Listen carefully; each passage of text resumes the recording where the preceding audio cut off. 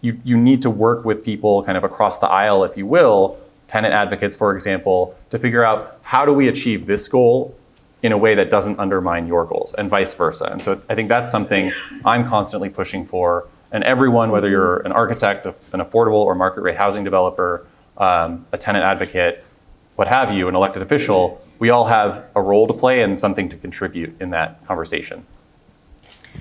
Yeah, I would say that as a municipal planner, the one thing that I think is really important is that people educate themselves and they understand the issues. You know, housing touches everyone. Everyone has that moment where they, you know, if you were lucky enough to buy your first house, you think about that and the feeling of that. You know, as you grow and you have children, you think about, well, where are they going to live? Maybe they got their first apartment and you help them move into that apartment. You know, if you have, maybe it's time for you to retire and you're thinking about wanting a smaller home, a smaller yard, less work. And so throughout your life stages, housing touches everyone. And housing can also be scary. Change can be scary. And like Shane's talked about, if you aren't proactive and you don't think about a different future, you can almost become stagnant as a city. And so when we talk to our residents, when we talk to the community, we talk about how housing is not just for one person. It's for the teacher who's making $55,000 and can't find somewhere to live.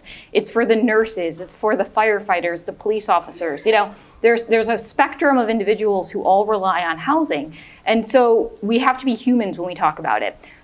It can be intimidating to hear that an apartment or a multifamily unit is coming near your home or into your neighborhood.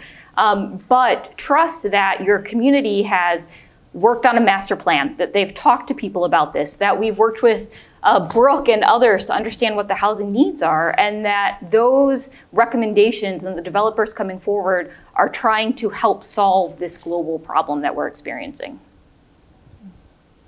Agree with everything said there, right? I think that, yeah, housing, the amount of housing supplied at a community level is a choice that communities make, right? The amount of housing, the affordability points, how much housing is affordable to which people is a result of choice. There's a lot of choices by a lot of different people in a lot of different ways, but ultimately, as a community, we have the ability to choose how many people are not housed at all every night.